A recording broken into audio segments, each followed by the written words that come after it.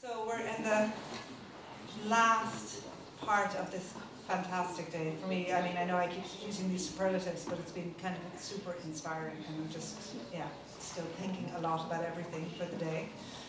So we're going to end today.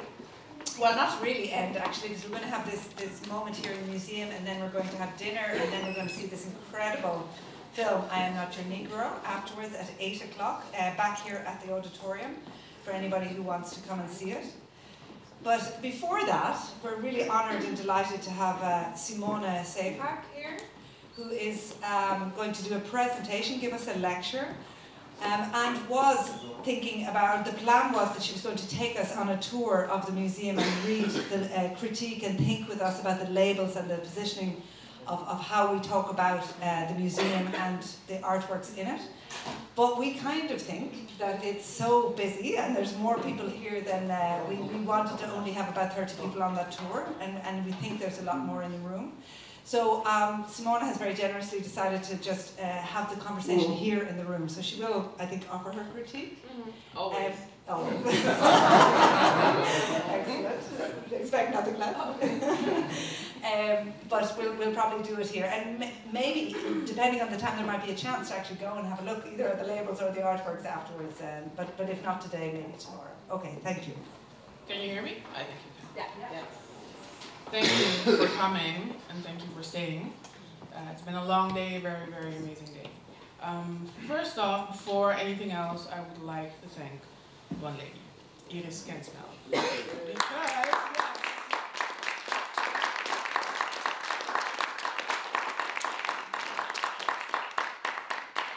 Because I think conferences like this demand so much work. They demand work with regards to getting everybody ready, making sure everything's in place, contacting the people, but it also takes work to invite a large group of Black critics, Black artists, Black activists into a space which is predominantly a white space. And that's the work that you did for us. And Paul Goodwin called it the monster of diversity. So thank you for battling the monster of diversity for us, much appreciated. Second, before, I'm not sure if everybody was here for the first part of the lecture, but there was some confusion about the use of finger snaps. I come from a poetry background, so you use finger snaps to not applaud super loud, but to give somebody a shout out. So, finger snaps for Ernestine Convalius and André Reder, who gave an amazing presentation, and who also showed us the importance of archiving the work that you're doing. For me, I'm also from Surinamese descent. It's a history that is known to part of the people of my family. It's a very important history with regards to what they faced when they migrated to the Netherlands. It's a history that's often glossed with myths of tolerance, liberalism, acceptance. Anything that the Dutch like to say about themselves kind of erases the history that we had. And I really want to thank you for bringing our attention to that. And it reminded me of the plane crash of the Surinamese football players and a few musicians, I hope I don't leave anybody out, happened in 1989. 89, yes. And I was very young, I was 7 years old, but I do remember that my father, together with some musicians, made a song about losing so many important Surinamese people. And I, 7 years old, I was watching Top 40, which is, I think everybody here remembers what it is. It's like a music show, and they have the countdown, like 30, 40, 30, 20, and I was waiting for the song to come on the television. Watching TV with my mom, I was like, oh, tonight they're gonna show our song, because the song was so important in the Surinamese community. And then the song never really came on. And I think for me that was the first moment I realized there's such a thing as a hierarchy in humanity. Because what really mattered for us never made the mainstream media. So the song, to honor our people, never really got played. I just want to say that. Thank you. Okay, last, but certainly not least. Who's staying here for the film, I Am Not Your Negro? Only a few. Okay, when you do, remember, the film is about Martin Luther King, Medgar Evers, and Malcolm X, and it's his birthday today. May 19th is Malcolm X Day, so just so you know. Oh, sorry. Here I am giving away all my presentations. Okay. Not so much in the documentary, was a very, very good friend of Mr. James Baldwin, was Nina Simone. one of my favorite artists, we recently were blessed with a documentary about her life. In a documentary, she asked a question, how can you be an artist and not reflect the times? And I want to ask that question to institutes in particular, but Dutch institutes, institutes in general, but Dutch institutes in particular, because how can you be a Dutch institute and reflect the times if, one, your board and your staff don't reflect the Netherlands' current communities? How can you be an institute and reflect the time if the information you produce or reproduce doesn't reflect the current conversations about social justice, anti or decolonialism, racism, feminism or womanism, patriarchy, and intersectionality? How can you as a museum or as an institute reflect the times if the visitors whose comfort you want to secure coincidentally, and in the Netherlands, a country, of course, that doesn't have any racism, so everything that happens to us happens coincidentally, always look like the majority, or maybe the entirety, of your board and your staff?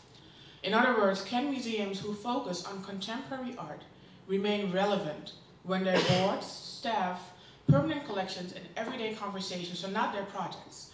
Because I think Mr. Goodman also pointed that out. We are often invited for a project. So we are part of the project or part of the promotion, but never really part of the profile of that institute.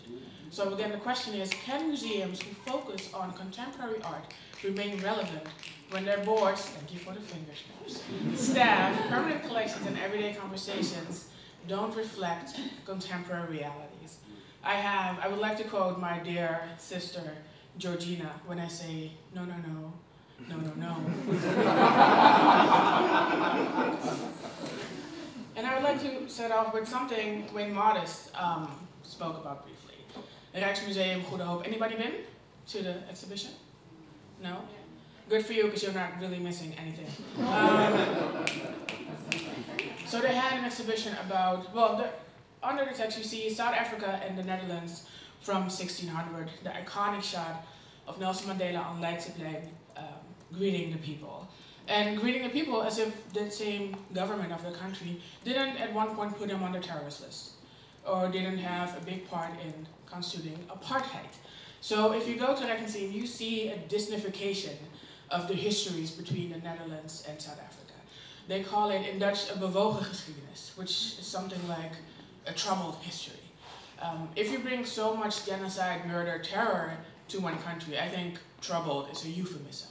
So the entire exhibition is euphemistic for what happened in the country that we now refer to as South Africa.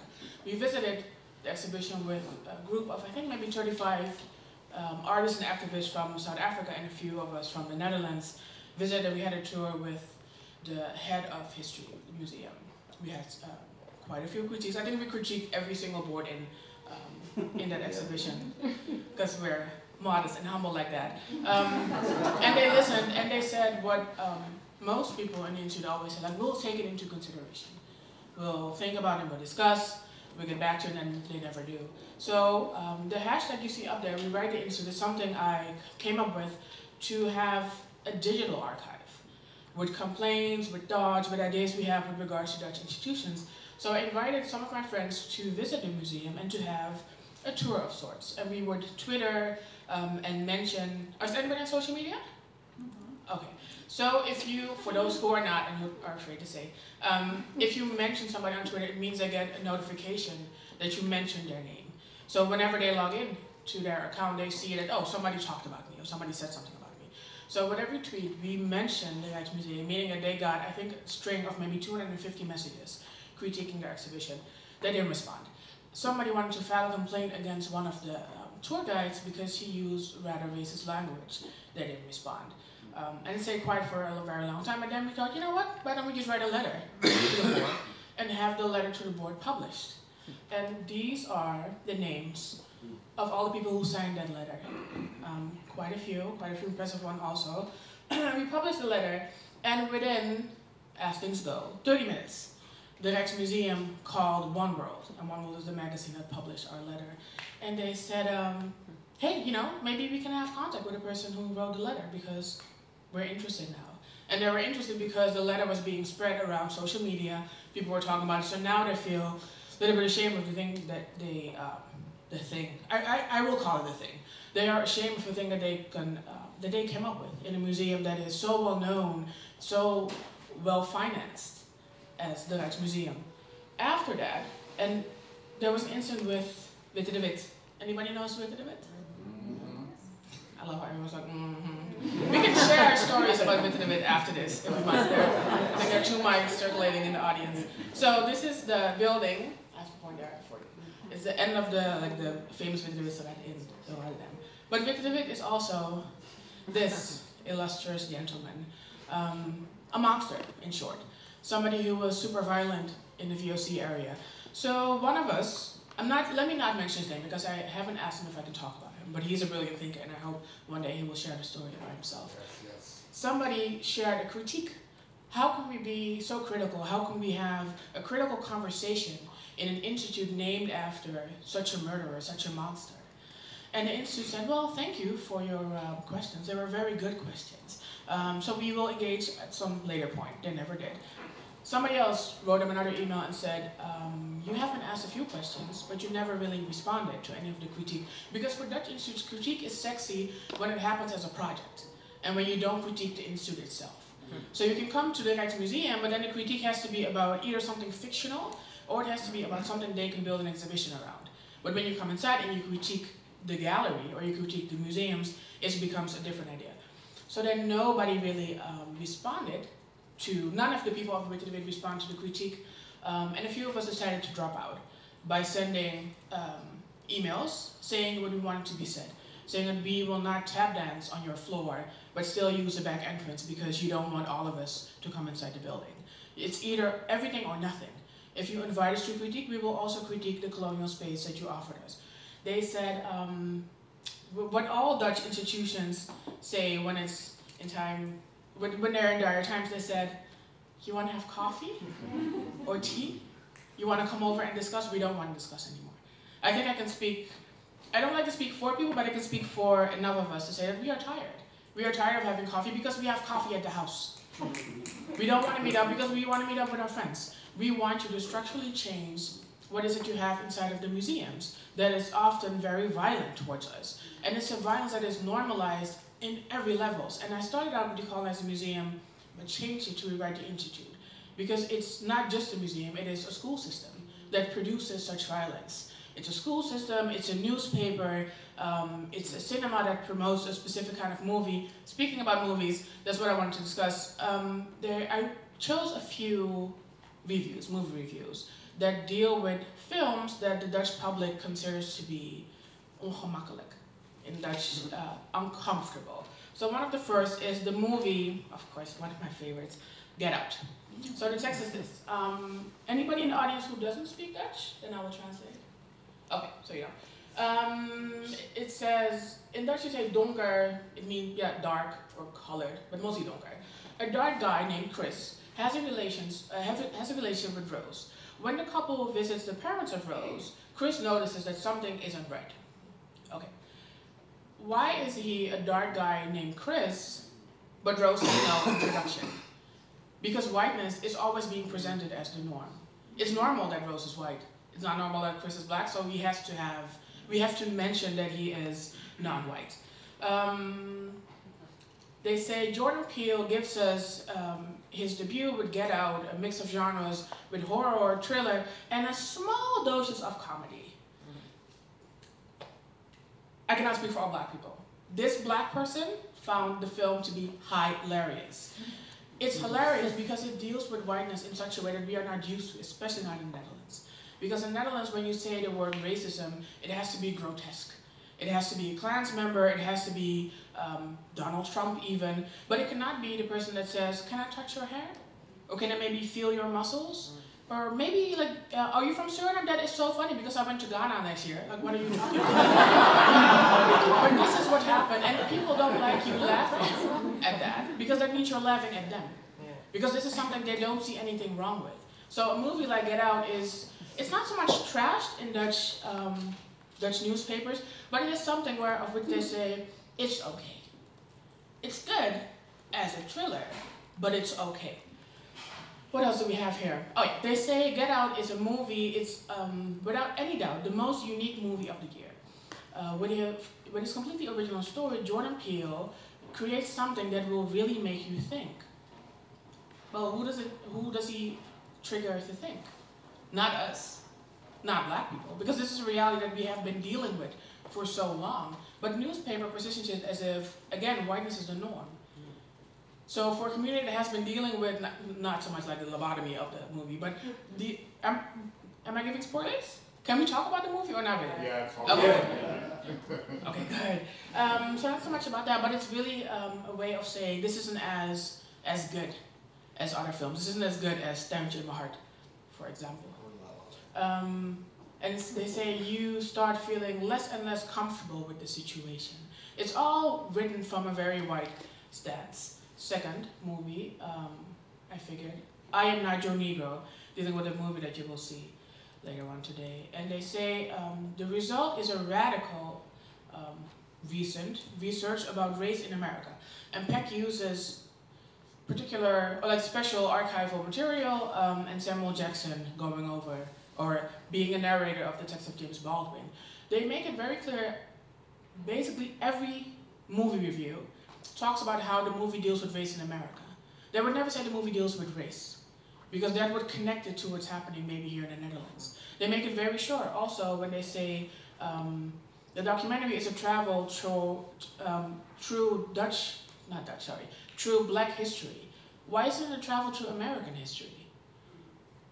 Why is blackness set apart as if it's not really part of, and as they say here, the American society, how it deals with African Americans, but African Americans are part of American society. So in the Netherlands, it's being normalized to constantly disconnect blackness from the normal experience. Now, the Van Abbemuseum, beautiful place where we are today. Humble as they are, they wrote on their museum, and the funny thing is the English translation is very different from the Dutch translation. But let me translate the Dutch translation in English. They say, Van Abbemuseum in Eindhoven is the leading museum for contemporary art in Europe.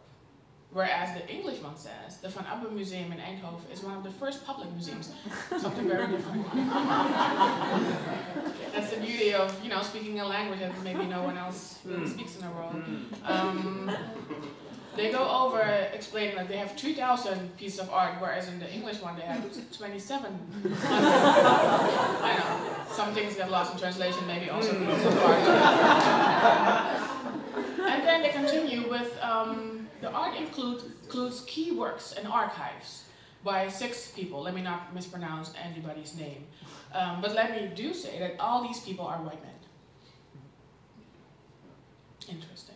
Not really because it's the Netherlands, but still interesting. Yeah, let's step into this. So, I wanted to do a tour, but let's sit in the room and discuss, because I think they have one sign in the museum that I can talk about for an hour, if not a day. The sign is, once upon a time, in a region known as the West, art was, wait for it, invented.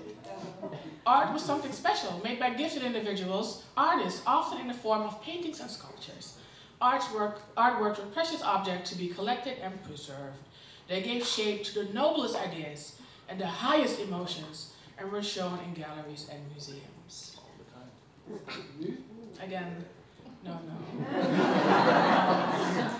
Not at all. Like whatever, and let me get back to, we laugh about it, and I laugh about it, and I will continue to laugh about it. But I'm also worried about an educational system that produces people that think that a text like this is okay. That bothers me. It bothers me that if you would be on a class trip, you were the only black kid in class, and somebody says, hey, I see a sign saying that art was invented in the West.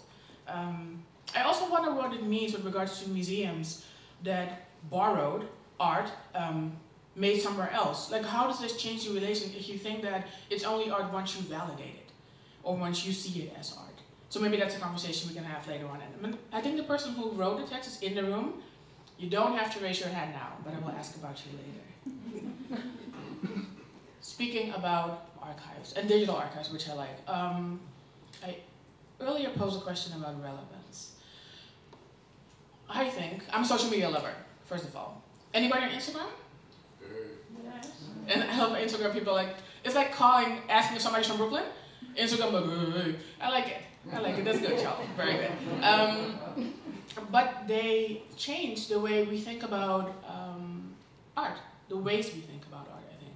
Because you have many, many festivals. On the bottom I have Afropunk, Charlebotte, I'm not sure if I'm pronouncing it correctly, and the Dak Art Festival, or the Biennale, I should say. There's such a stark contrast with if you would walk into a Dutch museum. The arts that's being shown there, and it's in a time now where you cannot show us a museum, not so much like Van Abbe, let me not trash Van Abbe completely at all, but you cannot show us a museum that only has white artists and think that we are not gonna rebel. Or that we still think, oh, this is probably what art looks like. Because we are now seeing so many different ways of what art looks like. So how do you stay relevant as a museum, as an institute, if you continue to present us art that's being rooted in the ideas that you once had of us? It's impossible. Because the people that think like you, and God bless every generation, at one point will be the minority. And they have different voices. We are here now, and we're probably not going anywhere. And we will not buy tickets €17.50 to come to a museum that says art was invented in the West. So if you're looking for new clients for your museum, don't just change one or two textbooks because you think that we have a project going on. Change your staff.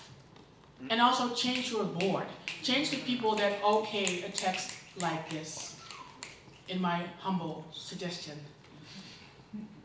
These two gentlemen, Issa Samp, Malik Sidibé, amazing, amazing artists. And I remember that when they passed away, Issa Samp, I think a few weeks ago, Malik Sidibé, guessing a year and a half ago, I'm not really sure on the date. When they passed, I had timelines flooding with their images. Flooding with their photos, with their artwork. I remember a museum in France opened an entire exhibition about Malik Sidibé's work, and in the Netherlands it was rather silent.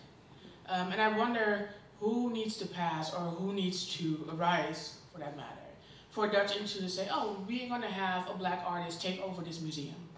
Not as a project, but we're actually going to pay the person and commission their work. It's something that hasn't been done here, and you're making it, we are traveling to Dakar to see a Biennale, whereas we are not traveling to Eindhoven to come to the Van Abbe. I think that should say something. That should really, really say something. So in the spirit of bringing people with you into the space, because I'm hoping Van Abbe is taking some notes, and we don't have to write an open letter, because we will. Let me just mention some names of amazing artists that I think should be in this space, because their work is fly. Nikia Dref, Ibrahim Salam, Mansell Bauman, for people on Instagram, Art X-Men, that is his name. Brianna McCarthy, Didi Emefile, oh sorry, that was too quick, you can snap a photo. Ricardo Edwards, Barrington Watson, Larnell Francois Chambers, Khalid Albai, Joseph Eze, I hope I pronounced his last name correctly, Loyiso Mkise, and one of my favorites, Tamara Natalie Madden. Take it all in. Thank you for listening. Let's discuss.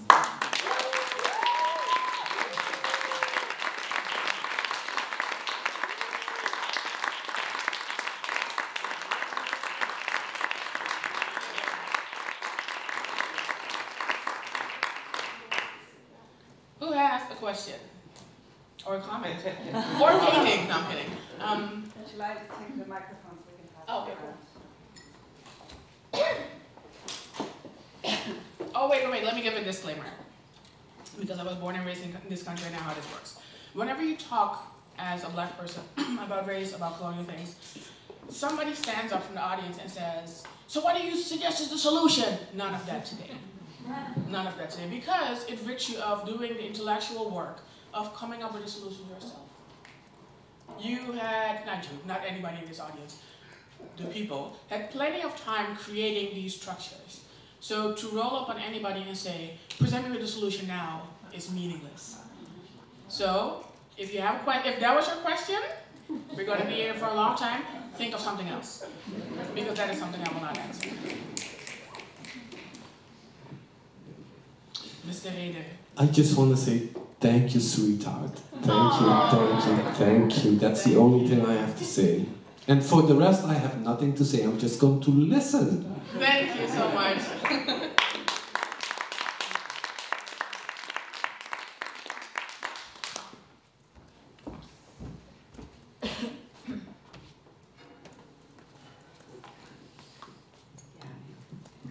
So this is the person who should have raised his hand, in that sense. And before I fire myself, let me say something about the text that you isolated from the exhibition. Oh, that was you! Stand up, I better see yeah, so I'm happy to take the full responsibility. Yes. Because the reasoning behind the text, and I'm sure that we will change it after this, but let me still explain what was the motivation to write it in that way. Okay. And that in a way reflects some of the discussions that happened here earlier today, is that our thought was that if you want to change the museum into a different kind of institution, and if you want to, let's say, use the catchwords like diversity or want to be inclusive, it's a question if you can do it within the concepts that are born out of the, let's say, the atrocities of 400 years of colonialism. And if in that sense, if we are going to go to another place, if we should not in a way accept that the notions that are so central to the Western relationship to aesthetic objects, which is artworks, perhaps itself also needs to be put between brackets, needs to be revisited, needs to be considered a once upon a time story of the West, but maybe not the contemporary story of today. And so our idea was we turn our own history into a fairy tale that we can reflect upon for what it brought us as good, but also what it brought us as horror. And you will see many references to colonialism throughout the exhibition, because it's a current that runs through the exhibition, also referring to the, let's say, the intimate history of the Vanabbemuseum being an institution built out of money made to tobacco that was harvested from Indonesia. And in that sense, it's colonial money that bought this, the chairs in which we're sitting right now. And we wanted to make that explicit, but also thought that you cannot just make it explicit and then say, okay, now we invite everybody in and then it will all be okay. Why do you think that you cannot say that? Well, because we thought that the structures of what we are facing is, this is not just, let's say, augmenting a concept or, let's say, correcting a wrong in modernity. One of the terms that Charles introduced when we were talking about, let's say, our next policy phase is to not only talk about decolonialism or decolonizing the museum, but in a way also thinking about demodernize the museum. And that we thought that we needed to, in a way, accept that much of what we, let's say, normally value as being the products of modernity that are good, perhaps are itself complicit and part of a vast system of exploitation, tyranny, well, all the horrors of colonialism, and that you cannot just easily separate the two and say, well, we cut out the bad part and then we keep the good part and we invite the people that we've terrorized for many centuries into that good part and then say, well, you can be like us. So I think in a way we need to let go of our, let's say, identity in that sense. And we, I mean me being a white boy with higher education. And in that sense representing, I think, let's say, yeah, the dominant image of society. So it's not only about me saying that I needed to have a colleague that looks different like me, but in the same structure. I need a colleague that's different like me in a different structure. And that's where what we are in a way we're trying to, let's say, introduce by in a way saying our public that so much loves its own modernity, that maybe take a step back and start to wave goodbye, and let's say get open to look at something new. Cool. Simone, could you go to the image, please? The one that sure. actually has the text, because it will help. Yeah. Okay, of course. Trying to think of how I should say this. None of which you explained just now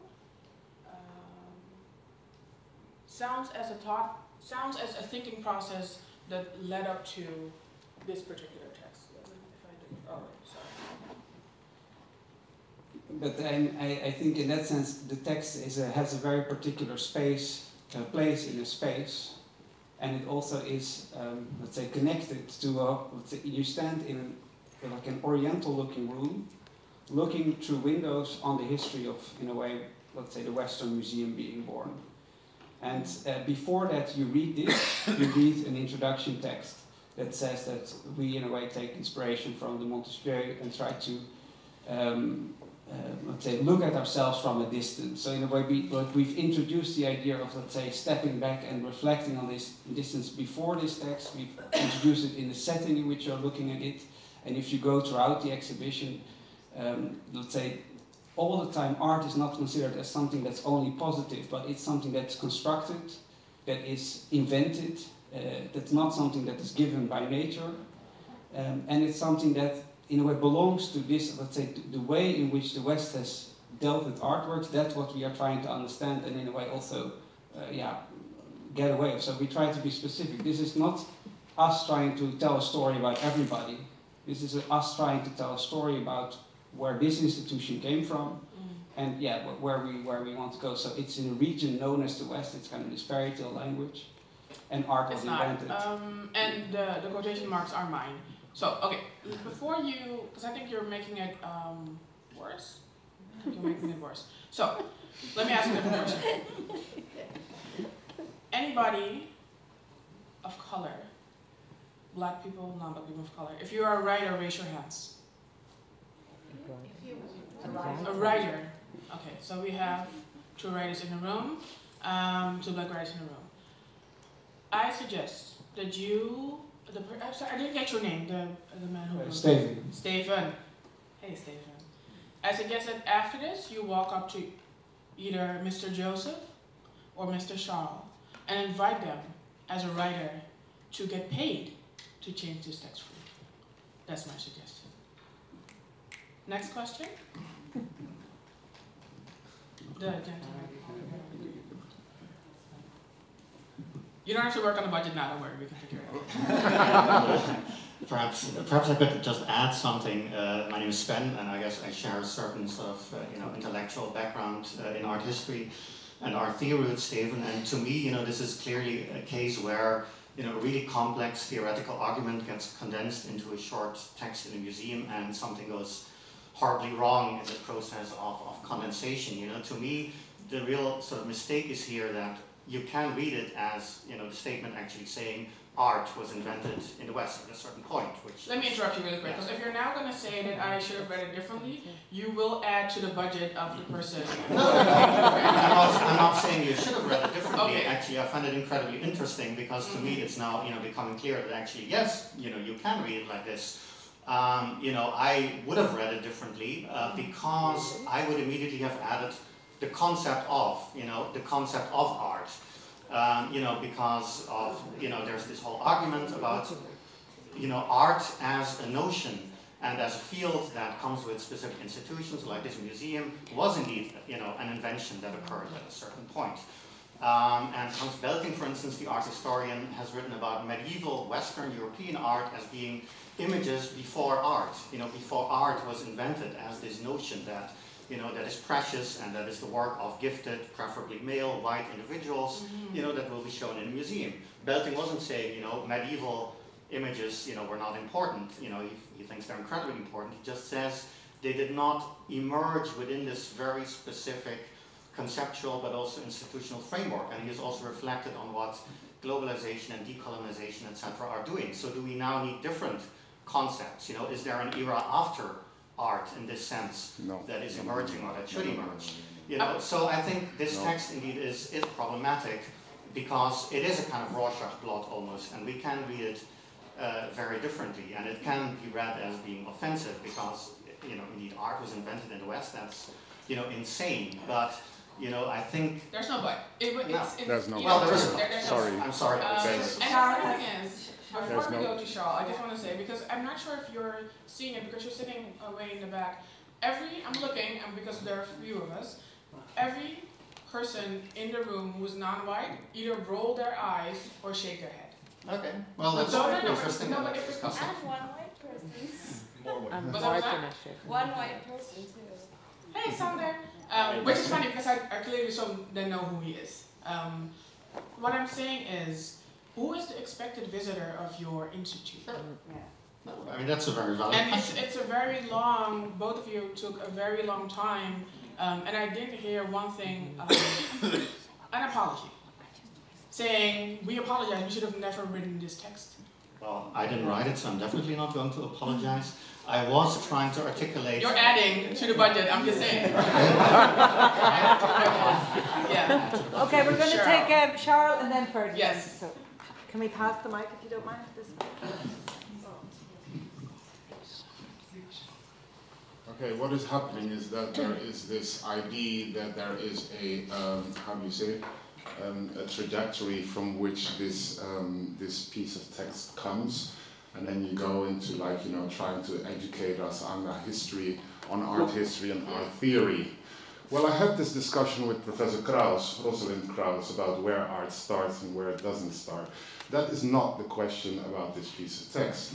The question about this piece of text is, if I'm a 6-year-old, 7-year-old, 8-year-old black boy coming to this museum, and I read this, what does it do to my self-image and my relation to the museum? That's what this question is about. It's not an art theoretical question. It's about what does it do? What does it produce? What kind of subjects does it produce? Who feels included? Who feels excluded? This is what the question is about. This, I wanted to point that out so we don't get a long, you know, theoretical thesis about it. Okay?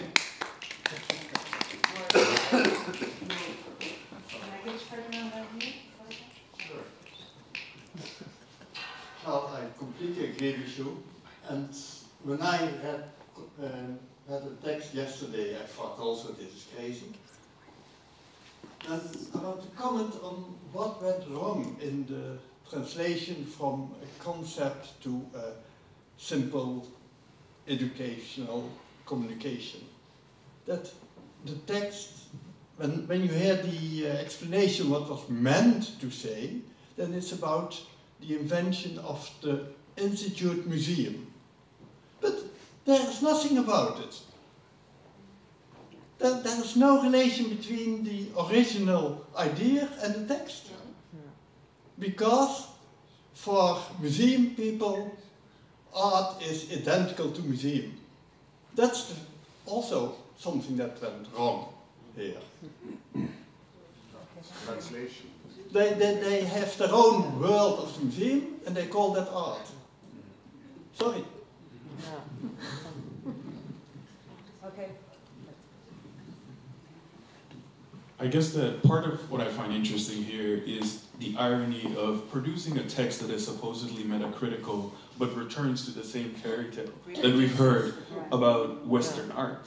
Don't you think it's funny that it starts with, once upon a time the region known as the West art was invented, which is a story we've been hearing for quite some time now. So where is the irony? That was my 2 cents. I mean, I don't want to kind of comment on everything, and I just want to say that if it wasn't clear, I do apologize, of course, and I didn't realize, and I do feel ashamed. I mean, let me be clear about that, with that. Apology accepted, and thank you for hiring a new writer. Yeah. Of course. But that's all I want to add, because of course I can, let's say, explain more about what happened, but it happened, and we need to move on from that. Who's next? Okay, some more questions for Simone? We love you, Simone.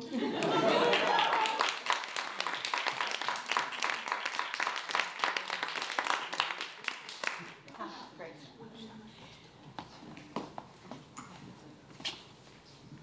I have one question. How will you organize the process of self-reflection and transformation in the museum to prevent this, but also to develop a new way of thinking, of relating to the Black Dutch public, a new way of developing yourself? I can take it. You start, yeah. Well, I hope this is a start. a day like today, and I hope it's exactly what somebody said earlier.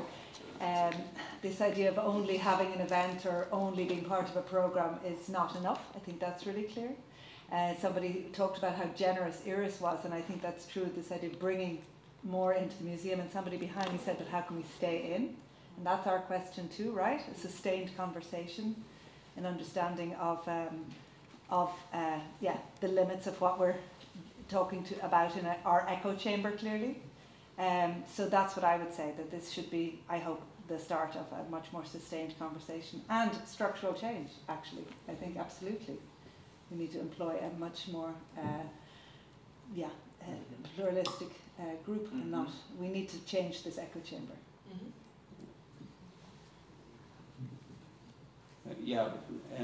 I mean, I can only agree with that, of course. I think what more concrete steps that we are taking is that we are, in a way, like, as I said earlier, we think it's not about, in a way, trying to only add to the existing structure, but try to see if you could organize the museum differently and try to understand what it does in a different way, use it in a different way, and what I think the museum has been for in a way, in its history as an institution, is a holder of history. It holds objects that can tell a history, and the people working there are powerful because they can make decisions on what enters into history and what not, and then especially on how to frame that history or tell that history. And there's one strategy in which you could say, okay, we need to bring different people in to tell the story and write a different story, which I think is an important thing to do. But I also think it's that, in a way, the idea of a museum institution that in its basis has a fixed group of staff who collectively decide on the narrative, and in a way, in the end, can only bring quite few narratives, maybe needs to be, let's say, transformed a bit. And we are trying in the next years to work in a model in which we would work with communities in the city of Eindhoven, whereby we are slowly trying to develop skills on how could we as a museum, instead of only writing our own story or the stories that we find interesting, in a way be a facilitator for other communities to tell stories, to write stories, and in a way be more, let's say, a moderator trying to bring the stories together.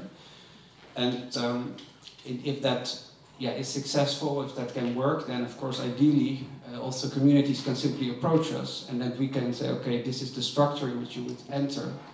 But then it wouldn't always be, in the end, let's say, and at the moment still a very wide staff deciding who is talking. In the end, that needs to be diversified. I mean, of course, I also think as a professional in the museum field in general that the staff should be diversified in museums. There should be different voices, should be different people should be in the museums. But that's, I think, a parcours that really takes an effort of the collective field. And I know that in the Arts Council of the Netherlands now this is a very hot topic. So I do imagine that there will be policies following in the next years to change this, to work on this. But it will take a lot of time. That's also a thing that I think will be. Why? Why it takes a lot of time?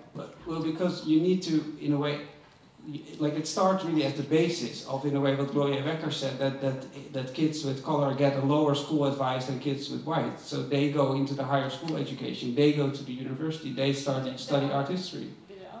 Yes, of course, and there are slowly getting. I mean, I'm talking with the director of the Rijnwaards Academy. He trains museum professionals. They are trying to get, let's say, a more diversified student community, so that, of course, then there will also be more possibility to hire other kinds of people. And that's also, I spoke with the people from the conservatoire, the museum conservatoire education today, and they also are trying to, in a way, hire in a different way, select their students in a different way. I think that this is all very good, but it's very important that the pressure stays on, that we really, this is something that I think people mentioned a lot today, like diversity can very easily become a word. It needs to be policy, and it needs to be coerced. I mean, it needs to be brought into, it really needs to be brought down with a hammer a bit for it to happen. And that's something that I mean, you need to do it, but we need to do it as well. And that's I think, another trajectory that needs to run. But it's in a way two sides. The professionals need to change, but also the structure of the museum needs to change, because I think it should not end up, we should not continue to be an institution that only tells so few stories. But I think also the idea of who is a professional needs to change. Yeah. And the idea of who are you inviting to work for the museum needs to change. Because let's say you would have, I don't know, let's say there are no black curators in the Netherlands. Let's say that. But how many text writers are there? How many marketing people are there? Who can correct the white curator who says, hey, once upon a time in the region SOS, known as OS art was invented. Yeah. So I don't have to be a curator to correct this text. So diversity then can start tomorrow morning. Yeah. With a call for people who want to read it. Not this text, because we already found somebody who can do that. But for I have a curator. My friend is a curator, so I will make sure that her CV is... There you go, one more person hired. Who's next? What's the work in the museum? There's a microphone here and then Charlotte. Yes. Like, if you're going to say the pipeline is the problem, ignore the fucking pipeline. Mm-hmm. Hire people of color, look for them if you can't find them, because they do exist. Like, this room is filled with people of color. And if you think these people can't do the job you want them to do, help them get to a point where they can, and pay them while they do that. Or rethink what your criteria are for hiring people, what your requirements are for the jobs you want people to do, which jobs you want people to do. Rethink the structure, don't rely on the pipeline, which is structured to the institute you have right now, and not the institute you want to be. Okay. So take And Charlotte, payment then we is go to crucial, I Charlotte. think. Not to get into this whole capitalism, because I'm sure somebody wants to stand up and talk about capitalism, but I think payment is crucial, because everybody else also gets paid. So enough with the, let's have coffee, or maybe you want to, join the brainstorm and we'll have amazing lunch, because the lunch is never amazing. We want to get paid for it. Not this lunch was great. But we never, pay people for the labor that you're asking of them. Yeah. If you're asking people, well, we don't know any black artists, can you name a few? Pay the person who has to name a few. Because you are in a position where you should have known, and you don't. So then somebody else needs to get paid for a job that you are not doing. Yeah? I have nothing to add. Okay, is this it? Okay, and first Andrea and then Charles.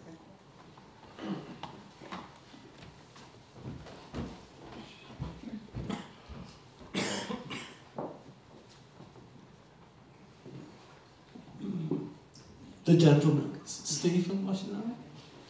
Be nice. I was just, because I heard you say from, like, communities can approach us with their stories.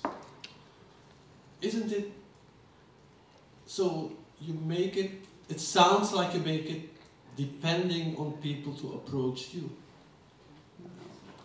Am I right or wrong? Okay, because I think it's your job to investigate the society and what's necessary, what is in it, and not even alone in the Netherlands, but also in Africa and Asia and South America, to include it in the whole policy of what art should be in this museum. Okay, but if I understood you wrong, I have no question. Can I give it to Charles first and then you? Or do, if you're interested. Oh, okay, Francine first. It's good to keep some.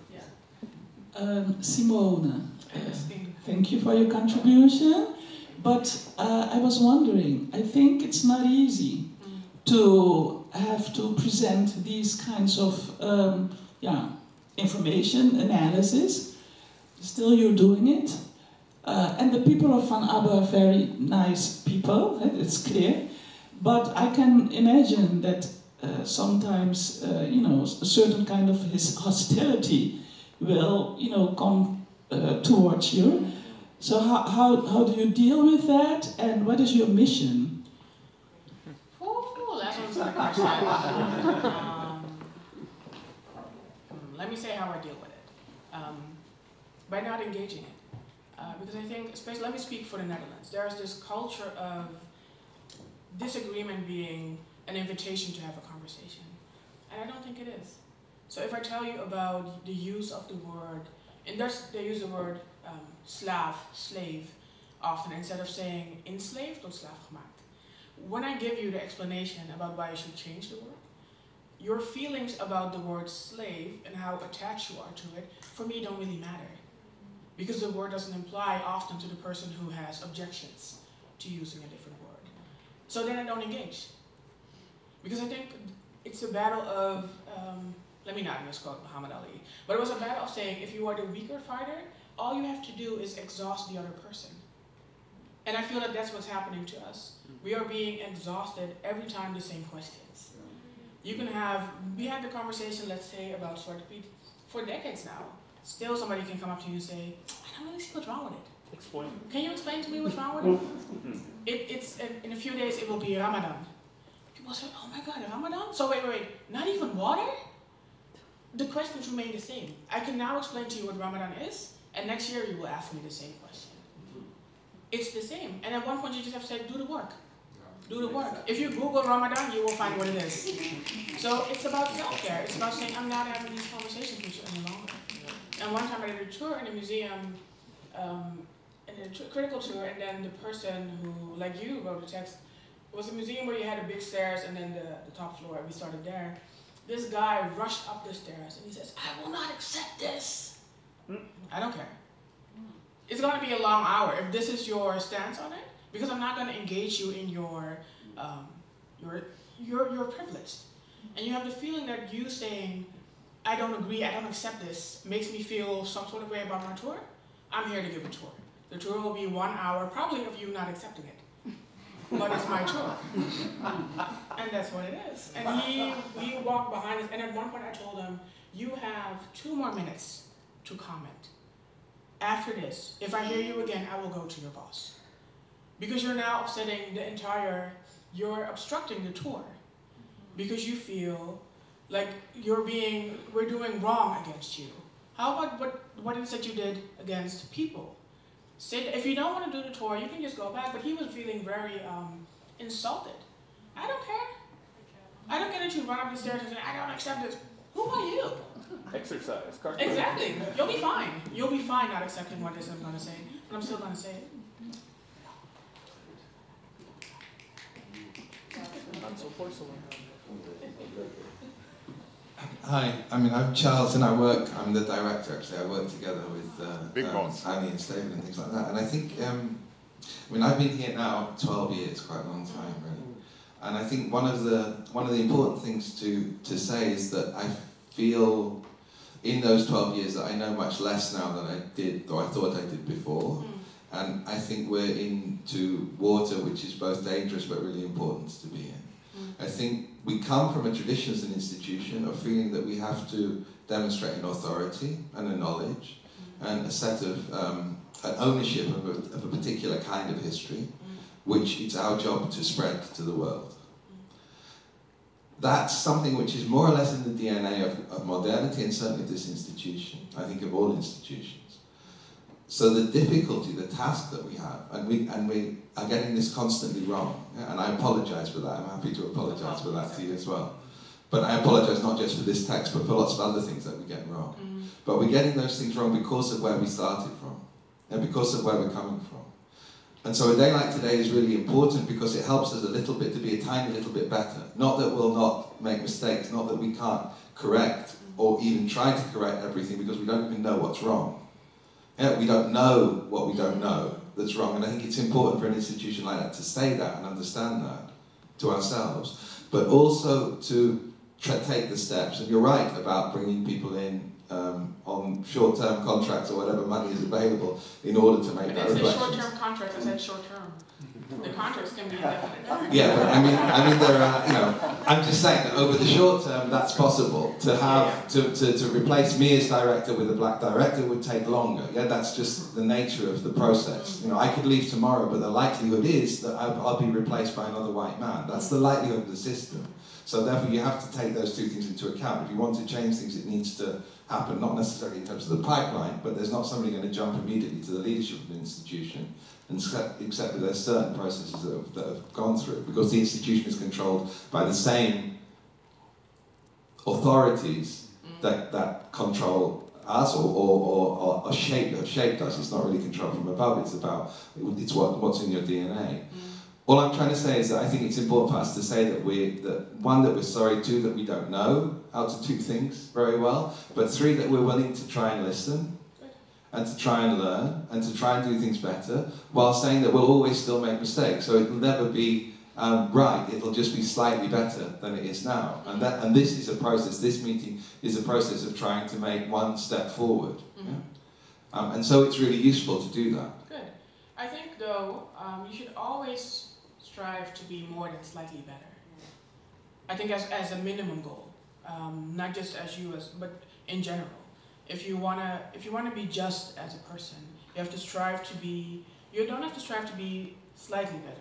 Yep. And I mean, I understand on an individual basis. I understand that, but we're talking about this institution opened in 1936. You can see the first exhibition now because it's been reconstructed. Yeah?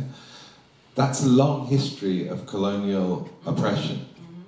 To change that overnight is not going to be easy, and we have to recognise. Of course. Not you. You don't have to recognise it. It's we. Yeah. I mean, if we're talking about the difference between black and white, it's we that have to recognise one, that that's true, because not every institution recognises its colonial dependency. The fact that it comes, that it's built on the backs of plantation workers. This building in East Java and in Medan in Sumatra. And two, that changing that is not going to happen overnight. And if it does, it becomes very tokenistic, which is the danger of many projects. Like now, if this is the end of the discussion that we have with the black community in the Netherlands, it's not even worth starting that discussion. It has to have some consequences, which isn't just about rewriting this, though that needs to happen, but it has to have some others.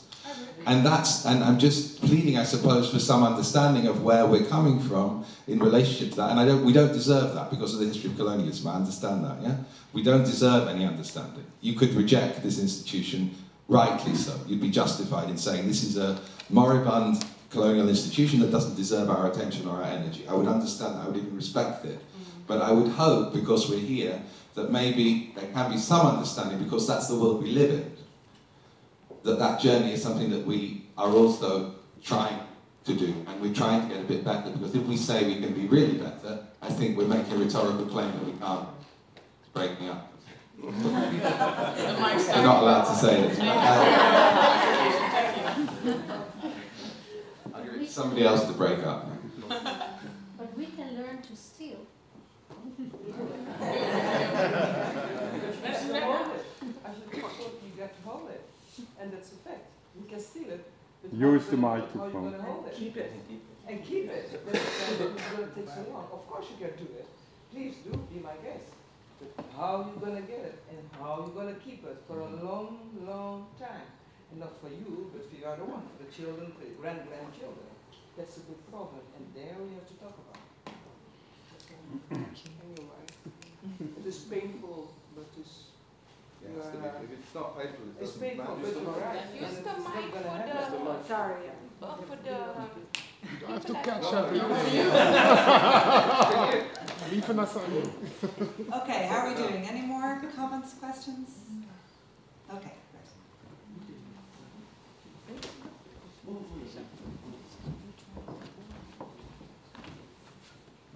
So, Ms. Simone, could you comment a little bit about the artists that you showed us at the end? Like, what were some of the criteria that you had in mind when you thought of these people? How did they move you? And, because we saw the name and we saw a piece of their art, like, could you say a bit more as to how you came to the decision to recommend these to us? I'll start with these two. Publieksprogramma has been one of my favorite photographers. I think many of us who are on social media, I think that is with social media, people share a photo and then not credit the artist who make it. So the criteria for me was sharing the photos that have been often used, but without the name under it. And I think some of them maybe look familiar to you, so I just wanted to show people somebody made this actually. So aside from people making a print screen and then sharing it and then nobody gets credit, because also this is how people lose job opportunities, because nobody really knows who they are if people don't share with credit. So Malik Sidibé, on the right, he's one of my favorite photographers. He has this beautiful line of black and white pictures of people just being. And I think he did that in a time where most black people were staged. So you have to stand in a particular way, you have to look in a specific way, and he photographed people who just were, and who could be angry when maybe they were happy. Maybe they enjoyed, maybe they were having dinner with their family, maybe they had on a beautiful gown and were just showing it off. So he showed such pride in the people he photographed, so I really, really enjoyed him. This lady, I saw her picture everywhere on my timeline, and I had to, I think, Google for 30 minutes before I found her name. And I like this idea because the story is with the pictures, with the artwork, that she made it to celebrate the black women in a neighborhood where black women were often looked down upon. So she said, I want to create something in the neighborhood that makes us feel proud. So you see a lot of photos of people standing in front of the mirror and taking a picture. And I think it's a beautiful, beautiful image. Ibrahim Al-Salahi, because I appreciate his work a lot, because he is also in conflict with the government. He's from Sudan, and I think it's also good to credit people who make art in a less comfortable position. So some of us have the liberty of saying, you know what, I just want to be free, and I just want to write, and I just want to make a painting. And for some people, making that painting can cost them their lives. It's dangerous for them. So that's why I really appreciate his work. Mansal Bowman, same. See his photos. I think he's one of the Instagram celebrities with regards to artworks. And sometimes people steal his work and then they put a name or logo over it and they use it as a flyer. So I just wanted to show it uncredited, or unphotoshopped. And I like his idea of, any people who like Afrofuturism in here? See, okay, I don't have to explain to you why I like it probably. It's this Afrofuturist aspect of it, of using older images like the older traditional necklaces with the moon. I love it. I love his work. Brianna McCarthy. Anybody knows her? She's, I think, fairly well known. Amazing with a pencil. Amazing with a pencil. I love, as someone who wears glasses, I love how most of her, they look so stern, but also so playful.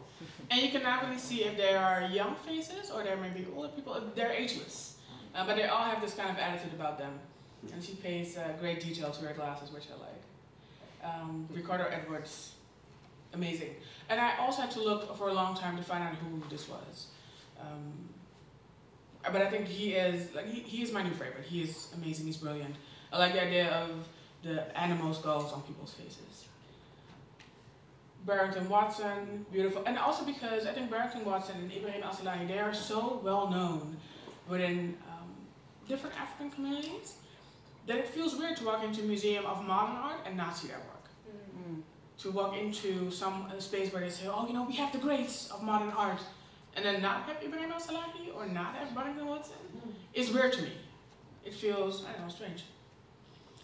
Lionel Francois Chambers, because this is, I think, a style that you often see in museums, but they're never really made by us. So I want to show this as well. Khalid El-Bayi, because I think he is a cartoonist. I think his work is hilarious. And so on point. Sudanese artist also. Who is this? Joseph Esse. Same, just images that they ooze so much peace and they move so far away from stereotypical imagery. And some of them are really Afrofuturist, which I adore and like. This one, I think the one on your left is also really well known, often shared on social media, almost never credited. Almost never credited. I've seen this picture of the lady with the blue in, I think maybe a dozen different forms. People making a flyer, people making this, and then nobody credits their work. And this one to Mary Natalie Madden, she is from, I think she's from Jamaica. These beautiful art pieces. She had a series about black women and birds, and then the birds represented a different story, and the faces were, I think, always up close to the bird, or the bird was part of their hair, but it just looks awesome. It just looked really, really good. And I believe, what I said, I believe in bringing people with you to the space, to the stage.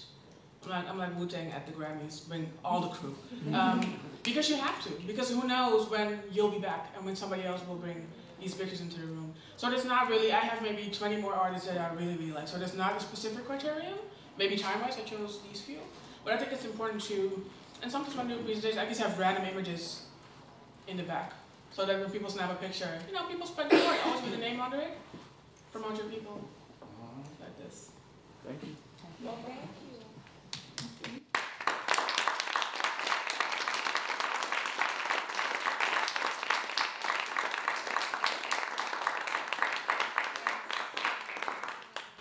Okay, unless there's something pressing, I would like to really sincerely thank you, Simone, for an extraordinary talk and a really thought-provoking engagement. So thank you very much.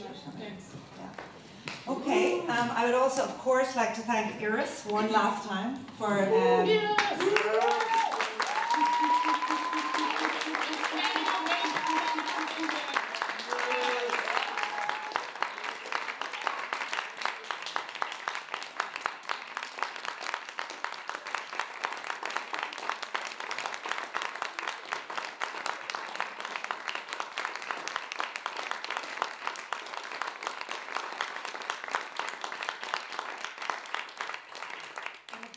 We're so happy that we have this work for our collection. So Iris is going to be, and with other works also we have bought, and you've generously donated to us. We have a wonderful portrait of Angela Davis and of Marcus Garvey and also of Quincy Gario, which who will also be part of the programme, which are really important and we're really happy to have in our collection too. So I like the idea that not only we've had the beginnings of the staging of this encounter, which I hope will go on, but we also have your work in our collection, which is forever. So that's very important. Okay, so we're Forever. Thank you.